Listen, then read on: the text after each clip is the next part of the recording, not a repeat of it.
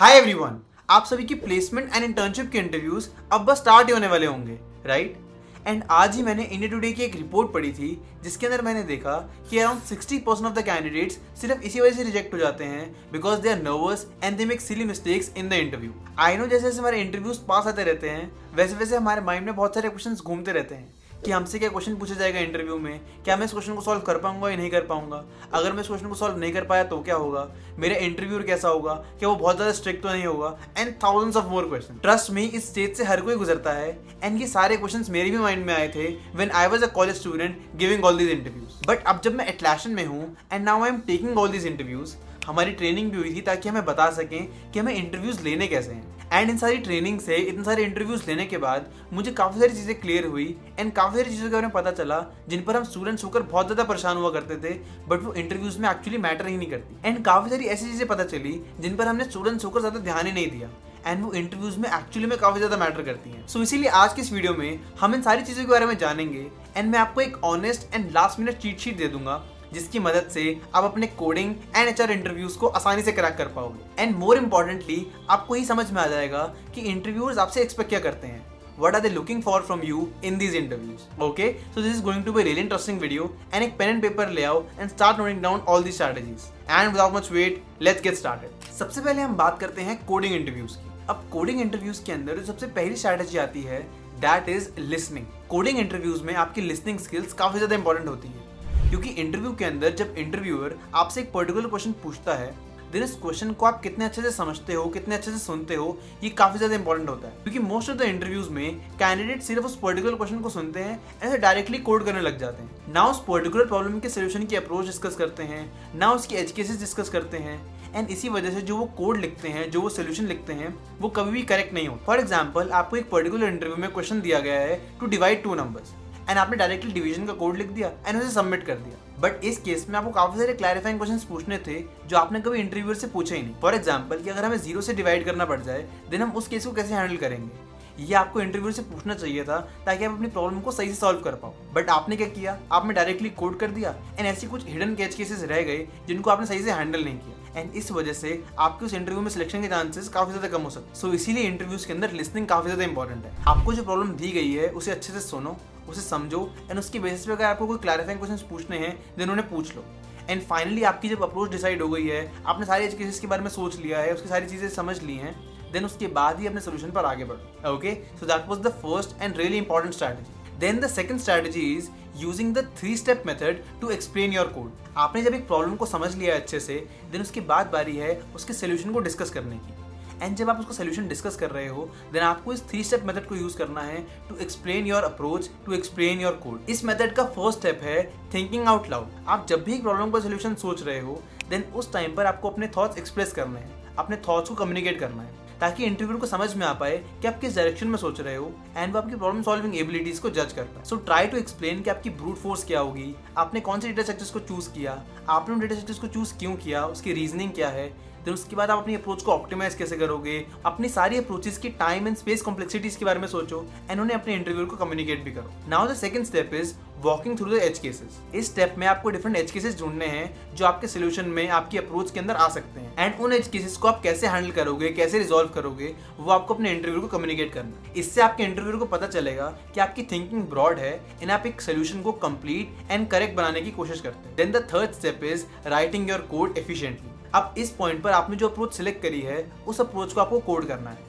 But जब आप code कर रहे हो देन आपको बिल्कुल साइलेंटली कोडिंग नहीं करनी। Try to communicate while you are coding as well. जब आप कोड कर रहे हो देन ऑलमोस्ट हर एक लॉजिक को इंप्लीमेंट करने के बाद, हर एक फंक्शन के बाद आप एक छोटा सा एक्सप्लेनेशन दे सकते हो कि आपने वो फंक्शन क्यों बनाया एंड उस फंक्शन से आप क्या अचीव करने वाले। इस कम्युनिकेशन से आपके इंटरव्यूअर को पता चलेगा कि आपको अपने कोड की समझ भी है एंड आप अपने कोड को एक्सप्लेन करना भी जानते हो। सो ये 3 स्टेप्स फॉलो करने से आपकी कोड क्लैरिटी एंड डेप्थ दिखती है एंड इंटरव्यूअर भी आपको अच्छे मार्क्स देने लग जाते हैं even before your code is complete. Now the third thing that you need to know is what to do when you get stuck. अगर आप एक इंटरव्यू के अंदर स्टक हो जाओ, जैसे कि आपको एक पर्टिकुलर सोल्यूशन की अप्रोच समझ नहीं आ रही या फिर आपने कोड लिख दिया है बट वो कोड रन नहीं हो रहा है, कंपाइलेशन एरर्स दे रहा है बहुत सारे, देन इन केसेस में आपको क्या करना चाहिए। अब ध्यान रखो कि अगर आप इन केसेस को हैंडल नहीं कर पाओगे, इनको अगर आप रिजॉल्व नहीं कर पाओगे देन ये आपके लिए एक नेगेटिव पॉइंट तो होगा ही। But on the other side अगर आपने अपने इन इश्यूज को रिजॉल्व कर लिया, अगर आपने अपने एरर्स को ठीक कर लिया एंड अपने कोड को एकदम सही से रन कर दिया देन ये आपके इंटरव्यू में सबसे पॉजिटिव पॉइंट माना जाएगा, क्योंकि एज अ सॉफ्टवेयर इंजीनियर हमें एरर्स ऑलमोस्ट हर दिन ही देखने पड़ते हैं एंड आप उनको कितनी जल्दी रिजॉल्व कर पाते हो, कितनी जल्दी उनको फिक्स कर पाते हो, यही डिफाइन करता है कि आप कितने अच्छे सॉफ्टवेयर इंजीनियर हो। एंड इसी स्किल को इंटरव्यूअर्स इंटरव्यूज के अंदर भी जज करने की कोशिश करते हैं। सो इसीलिए ये आपके लिए गोल्डन अपॉर्चुनिटी होते हैं एंड आपको इनको वैसे ही देखना चाहिए।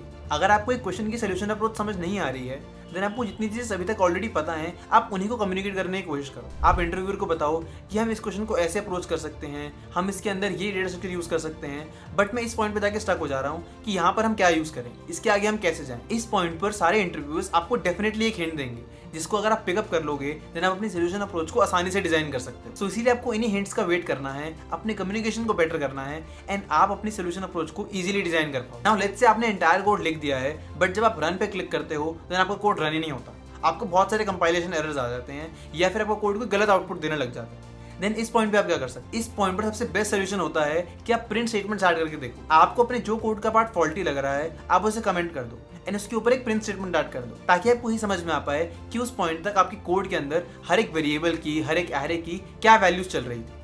एंड इसके बेसिस पे आपको समझ में आ पाएगा कि आपका कोड कहाँ गलत जा रहा है एंड आपको क्या चीज़ें जाके फिक्स करनी है। सो इन्हीं सारे तरीकों की मदद से, इन्हीं सारी वेज की मदद से आप अपने कोड के एरर्स को रिजॉल्व कर पाओगे एंड अपने कोड को सही तरीके से रन भी कर पाओगे। And now finally the fourth point is do focus on your code quality.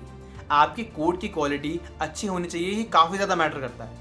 बहुत सारे लोग फोकस ही नहीं करते कोड क्वालिटी पर एंड रैंडम वेरिएबल नेम्स देते रहते हैं, सारी चीज़ें मेन फंक्शन में ही लिख देते हैं, पूरा कोड ही मेन फंक्शन में लिख देते हैं एंड इससे आपका कोड बहुत ज़्यादा मेसी हो जाता है एंड इंटरव्यूअर आपका कोड समझ भी नहीं पाता। एंड आगे जाकर जब इंटरव्यूज आपका फीडबैक लिख रहे होते हैं देन उन्हें वो कोड स्निपेट्स पेस्ट करने पड़ते हैं, जिसके अंदर अगर वो मेसी कोड है देन वो बिल्कुल भी आपको डिफेंड नहीं कर पाएंगे कि इन्होंने एक अच्छा कोड लिखा है या नहीं लिखा। अब एज ए सॉफ्टवेयर इंजीनियर्स आप ऐसे कोड बेसिस में कॉन्ट्रीब्यूट करोगे जो प्रोडक्शन रेडी है, जिनका इम्पैक्ट बहुत सारे यूजर्स को डायरेक्टली होता है। सो इसीलिए आपको अपनी कोड क्वालिटी पर, कोड की क्लीननेस पर, कोड की एफिशिएंसी पर बहुत ज़्यादा फोकस करना होगा एंड इसी क्वालिटी को आपको इंटरव्यूज के अंदर भी शो करना होगा। सो इसीलिए अपनी कोड क्वालिटी पर ध्यान देना, अपने कोड में डिफरेंट फंक्शंस बनाना जिनके डिफरेंट यूज केसेस हों एंड उनकी मीनिंगफुल नेम्स देना एंड इसके साथ साथ अपने वेरिएबल्स को भी मीनिंगफुल नेम्स देना, जिसकी मदद से आपके कोड को समझना इंटरव्यू के लिए बहुत ज़्यादा आसान हो जाए एंड वो आपके लिए एक अच्छा फीडबैक लिख भी पाए। So these were some of the tips जो आपकी कोडिंग इंटरव्यूज के अंदर काफ़ी ज़्यादा हेल्प करेंगे। अब इसके साथ साथ अगर आप किसी कोडिंग इंटरव्यू में जा रहे हो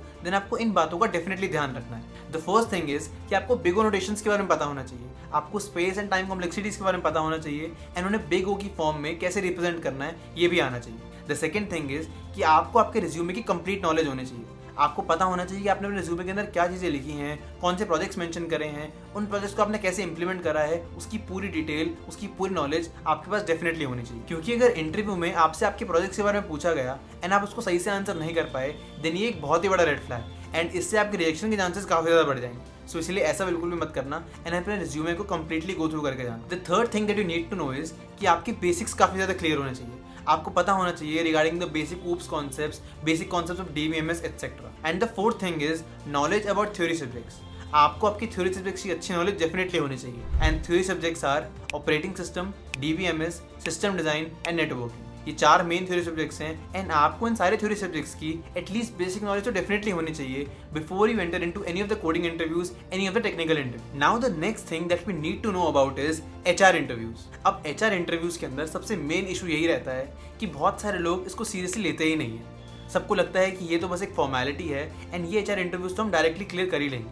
अगर हम HR इंटरव्यूज तक पहुंच गए हैं इसका मतलब हमारा इंटरव्यू ऑलरेडी क्लियर हो गया है एंड वो सब खुश होने लग जाते हैं, बट ऐसा बिल्कुल भी नहीं है। HR इंटरव्यू सिर्फ एक फॉर्मेलिटी नहीं होते, ये एक फिल्टर आउट प्रोसेस भी होता है एंड इसके अंदर भी आप रिजेक्ट हो सकते हो। मैंने एटलासियन के इंटरव्यूज में बहुत सारे ऐसे लोग देखे हैं जो कोडिंग इंटरव्यूज में बहुत अच्छे होते हैं, उनको कोडिंग में काफ़ी स्ट्रॉन्ग हायर मिलता है, बट जब वो HR इंटरव्यूज में जाते हैं, जब वो मैनेजरियल इंटरव्यूज में जाते हैं देन वहाँ पर उनको रिजेक्ट कर दिया जाता है। एंड ऐसा ही सेम प्रोसेस ऑलमोस्ट हर एक कंपनी में होता है एंड आपको HR इंटरव्यूज के अंदर भी बाहर डेफिनेटली निकाला जा सकता है, क्योंकि HR इंटरव्यूज की मदद से सारे ही इंटरव्यूअर्स सिर्फ यही जानना चाहते हैं कि आपको एज एन एम्प्लॉई मेंटर करना कितना आसान है, क्या आपके अंदर ईगो इश्यूज तो नहीं है, क्या आप टीम के साथ जेल हो पाते हो नहीं हो पाते, क्या आपको प्रेशर हैंडल करना आता है कि नहीं आता। एंड इसीलिए अगर उनको लगेगा कि आप टीम में वर्क करने के लिए फिट नहीं हो देन आप चाहे जितने अच्छे कोडर हो आपको इन इंटरव्यूज के अंदर कभी भी सिलेक्ट नहीं किया जाएगा। सो इसीलिए आपकी फर्स्ट टिप तो यही है कि आपको HR इंटरव्यूज को भी सीरियसली लेना है एंड इनके लिए भी प्रिपेयर डेफिनेटली करना है। Now the second tip is prepare some HR questions and examples. For example कि क्या आपने कभी कन्फ्लिक्ट फेस किया है एंड अगर आपने फेस किया है देन आपने उसको हैंडल कैसे किया। सेकेंड एग्जाम्पल कुड बी कि आपने कभी क्या किसी टीम को लीड किया है। एंड ऐसे ही बहुत सारे डिफरेंट टाइप ऑफ क्वेश्चंस हो सकते हैं जो आपसे एचआर इंटरव्यूज के अंदर डेफिनेटली पूछे जाते हैं। एंड इन सारे क्वेश्चंस को आंसर करने के लिए आपके पास कुछ 2-3 एग्जांपल्स ऐसे होने चाहिए फ्रॉम योर पास्ट एक्सपीरियंसेस जिनको आप इन सारे एग्जांपल्स के अंदर फिट कर पाओ। एंड इसीलिए इन सारे एग्जांपल्स को आपको पहले से थोड़ा सा प्रिपेयर करके रखना है। फॉर एग्जाम्पल, आपने किसी हैकाथॉन के प्रोजेक्ट में काम किया है, देन वहाँ पर क्या सिनेरियो था, क्या चीज़ें वहाँ पर हुई, ये एक एग्जाम्पल की तरह आप पहले से रेडी करके रख सकते हो, ताकि एचआर इंटरव्यू के अंदर जब आपसे क्वेश्चंस पूछ रहे हो तब आपको किसी एग्जाम्पल के बारे में ज़्यादा सोचना ना पड़े। आपके पास ऑलरेडी एक एग्जाम्पल होगा एंड आप उस क्वेश्चन के बारे में उस एग्जाम्पल से रिलेटेड कुछ ना कुछ बता पाओ। एंड ये सारे एग्जाम्पल्स पहले से प्रिपेयर करना बहुत ज़्यादा इंपॉर्टेंट है, क्योंकि अगर आपने ऐसा नहीं करा एंड आपसे उस पॉइंट ऑफ टाइम पे कुछ क्वेश्चन पूछ लिया गया, देन आई एम श्योर आप कोई सही एग्जाम्पल नहीं दे पाओगे, आप कोई उल्टा सीधा एग्जाम्पल ही दोगे जिसकी वजह से आपकी सिलेक्शन के नहीं रिजेक्शन के चांसेस बढ़ जाएंगे। सो इसीलिए आपको ऐसा नहीं करना, आप अपना पहले से प्रिपेयर होकर जाना, कुछ ना कुछ एचआर इंटरव्यू के क्वेश्चंस देख के जाना एंड उनके बेसिस पर कुछ एग्जाम्पल्स, कुछ आंसर्स प्रिपेयर करके जाना। Okay, so these were some of the points, some of the tips that I wanted to share about HR interviews. I hope ये सारे points सुनकर, ये सारे tips सुनकर आपको थोड़ी सी और clarity मिली होगी regarding how you should handle, how you should tackle your coding and HR interviews. देखो, interviews से पहले किसको डर नहीं लगता? सभी को डर लगता है, हर कोई डरता है इंटरव्यू से पहले, एंड ये एक नॉर्मल बात ही है। बट एक कैंडिडेट तभी सिलेक्ट होता है व्हेन ही और she is able to prepare and present well. And जितने भी पॉइंट्स मैंने बताए हैं, ये सारे पॉइंट्स आपकी प्रिपरेशन एंड प्रेजेंटेशन को ही इंप्रूव करने में काफ़ी ज़्यादा हेल्प करेंगे। आपने हार्ड पार्ट ऑलरेडी कर लिया है, आपने अपनी डीएसए कर ली है, आपने अपने रिज्यूमे बना लिया है, आपने अपने प्रोजेक्ट्स भी बना लिए हैं, एंड अब आपको अपने आप को सिर्फ प्रेजेंट करना है with clarity and confidence. And यही सारी चीज़ें आपकी सिलेक्शन के चांसेस बढ़ाने में काफ़ी ज़्यादा हेल्प करेंगी। सो इसीलिए इंटरव्यूज के अंदर कम्युनिकेट अच्छे से करो, have confidence, prepare well and follow all these points, and I am sure you will be able to get best placement and best internships offer. Okay, I hope आज की इस वीडियो से कुछ सीख पाए, कुछ समझ पाए, and that's all from my side. This is Harshit signing off. Take care everyone and I will see you in the next video. Till then, keep preparing and be focused.